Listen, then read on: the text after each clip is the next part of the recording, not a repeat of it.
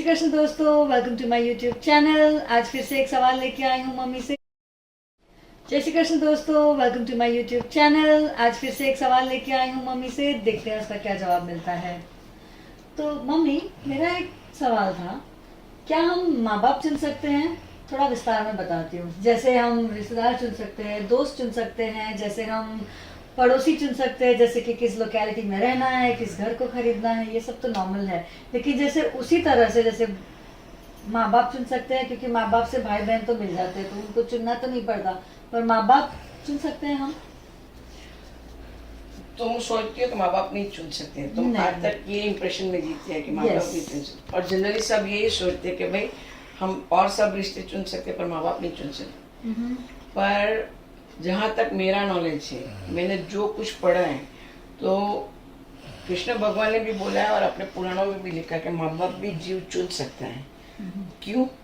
क्योंकि जब अपना शरीर, आत्मा शरीर को छोड़ के जब जाने वाली होती है, और उसी टाइम जो कर्म लेके आत्मा, क्योंकि एक बात याद रखना हमेशा कि हमेशा कर्म तुम्हारे साथ आता है और कुछ आता नहीं है, तुम्हारा साया भी साथ में नहीं आता है। तो जब आत्मा कर्मों के साथ जब प्रवास करती है, ट्रैवल करती है ये लोक से वो लोक में, तब जाके सुपर पावर भगवान जो भी तुम बोलो उसको 3 चॉइस देते हैं कि कौन से माँ के वूम में तुम्हें जाना है। सबको होता है कि हम अच्छे वाले घर में ही जाएं, कौन चाहेगा कि हम बुरे घर में जाएं। पर जो तुम्हारा थ्रू आउट जर्नी, जो तुम्हारा कर्म होता है ना, वो हिसाब से ही तुम घर पे भी चुन सकते हो। अच्छा, सब ये सोचते हैं कि हमको अच्छा वाला चाहिए, पर तुम्हारा कर्म ऐसा होता है ना कि तुमको तुम्हारे अकॉर्डिंग टू योर कर्म ओनली तुम वो चूज कर सकते हो। वो ऑप्शन मिलते हैं आपको चूज करने के लिए? ऑप्शन नहीं, ऑप्शन बहुत सारे मिलते हैं। अच्छा, पर तुम्हारी डेस्टिनी तुमको वही वूम में लेके जाती है। तो it is always chosen by you, but you say we can't choose, that is not true. तो इसीलिए बोलते हैं कि अच्छा कर्म करोगे तो जब तुम ई लोक से ऊ लोक में जाओगे तो तुम्हारे कर्मों के अनुसार ऑटोमेटिकली तुम्हें अच्छी माँ मिलेगी, अच्छे माँ बाप मिलेंगे। तो ये चॉइस बोलो कि तुम्हारी पसंदगी बोलो कि जो भी बोलो, वो हिसाब से तुम चूज भी कर सकते हो। But at the same time कर्म का बंधन होता है, तो तुमको वही चौकटी में तुम्हें फिक्स होना पड़ेगा। सही। तो इसलिए तुम बोलते हो कि हम चूज नहीं करते। चूज तुम्हारे कर्म, तुम ही आत्मा और कर्म दोनों सेम ही होते हैं। तो chosen by whom? Us. Exactly. इसलिए कभी ये मत बोलना कि माँ बाप हम चूज नहीं कर सकते।